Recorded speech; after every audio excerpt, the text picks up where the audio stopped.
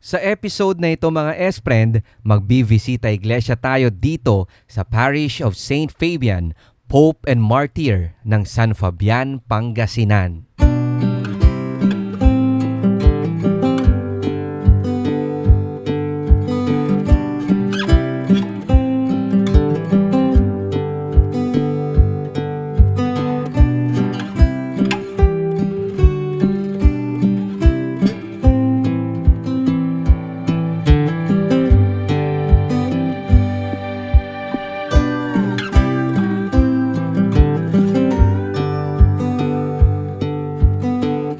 Ang Parish of St. Fabian, Pope and Martyr o Simbahan ng Bayan ng San Fabian ay sinasabing naitatag simula pa noong taong 1716. Isang taon bago maitatag ang mismong bayan na minsang pinangalanang Anguio. Ang bayang ito, katulad ng ibang kabayanan sa Pangasinan, ay naging mission territory ng mga Dominikanong praile noong panahon ng mga Kastila. At ang tanging layunin ay mapalaganap ang Kristyanismo sa lalawigan. Ayon sa tala ng kasaysayan, ang ngalan ng simbahan maging ng mismong bayan ay hinango kay Saint Fabian na minsang nagsilbing Santo Papa sa loob ng 13 taon. Dagdag pa rito, alam nyo ba mga S-Friend na merong dalawang rason ang mga misyonaryong Dominikano kung bakit nais nilang itatag ang San Fabian at ang simbahang ito. Una ay magsisilbi sana itong pagamutan o infirmary ng kanilang mga kaanib sa misyon, gayong iba ang klima ng bansa sa kanilang pinanggalingan.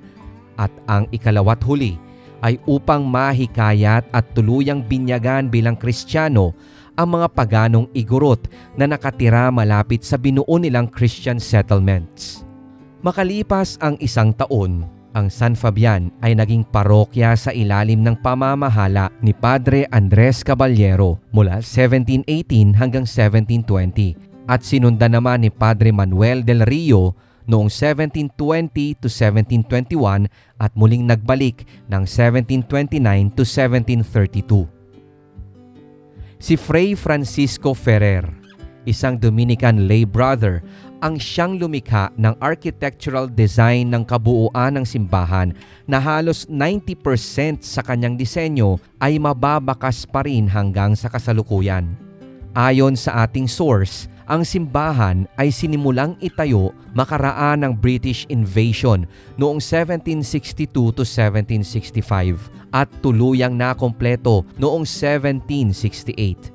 Si Padre Valentin Marin sa kanyang tala-arawan ay isinulat ang mga sumusunod.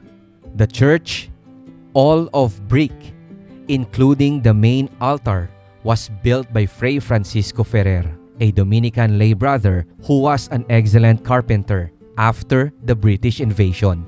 The convent and belfry were also of brick.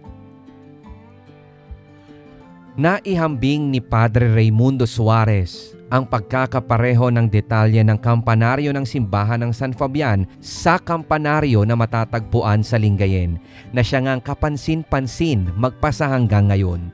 Taong 1830, nang magsilbi bilang kura paroko ng San Fabian si Padre Domingo de la Peña na siyang nanguna sa pagpapabakod gamit ang mga mud bricks sa nooy kauna-unahang sementeryo ng bayan na nasa barangay Kayanga. At ito mga S-Friend ay merong hiwalay na episode, partikular sa sementeryo serye segment dito syempre sa ating channel.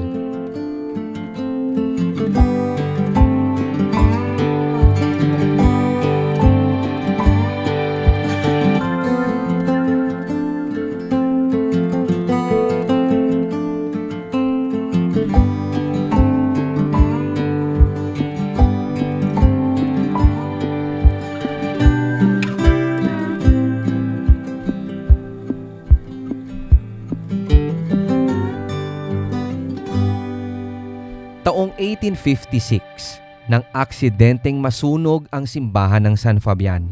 Sa tala na isinulat ni Padre Suarez na ating nasa liksik, sinasabing ang pagkakasunog ng simbahan at kumbento ay dahil sa kapabayaan ng isa nilang sakristan. Siya lamang umano ang katangi-tanging umakyat sa bell tower upang patunugin ang kampana bilang hudyat sa pang-alas 10 ng gabi na curfew nang inihagis umano nito ang sigarilyong may konti pang sindi sa bubong ng simbahan na noon ay yari lamang sa nipa.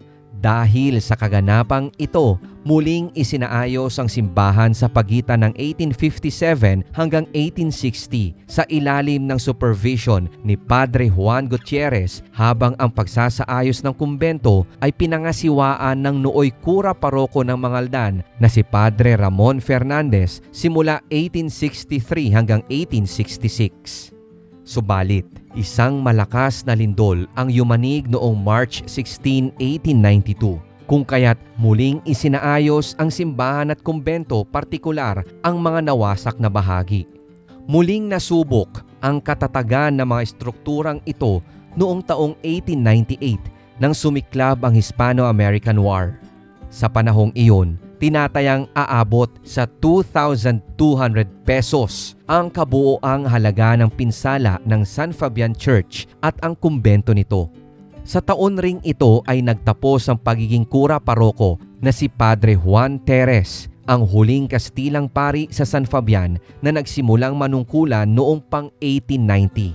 Pagsapit ng 1899, mga purong Pilipinong pari na ang humawak sa simbahan at ang kauna-unahan nga ay si Padre Domingo de Vera. Sa pagsapit ng Enero taong 1945, sa kasagsagan ng Luzon Liberation, ay nawasak ang kampanaryo nito. Sinimula na muling pagtatayo ng nawasak na bahagi ng simbahan maging ang kampanaryo noong 1952 sa tulong ng War Damage Rehabilitation Funds. Nataon na itinalagang diocesan host ang San Fabian sa mga aktibidad ng kapistahan ng Christ the King, kung kaya't matyagang inihabol ang pagsasaayos ng istruktura. Simula noong 1955, pinangunahan ni na Engineer Santiago Alhambra na isa ring lay minister ng parish, katuwang sina Padre Francisco Posadas at Padre Emeterio Domagas, ang rehabilitasyon. Mula 1977 to 1981 hanggang sa taong 2003, marami pang isinagawang improvement sa simbahang ito na siyang atin din pong napansin sa oras na kami po'y napabisita rito.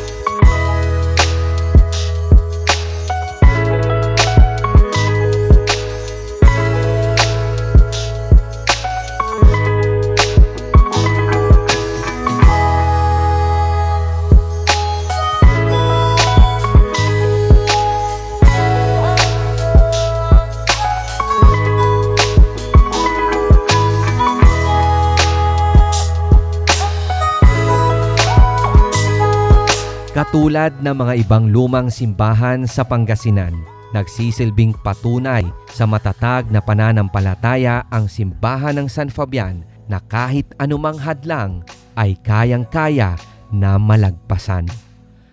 Kung sakaling magbibisita iglesia ka dito sa Pangasinan, isama mo na sa listahan ang Parish of Saint Fabian, Pope and Martyr ng San Fabian, Pangasinan. More virtual tour and exploration videos coming soon, kaya tumutok lamang dito sa Urbex PH Plakado TV YouTube channel at sundan din ang aming Facebook page, Instagram, X at maging ang ating TikTok.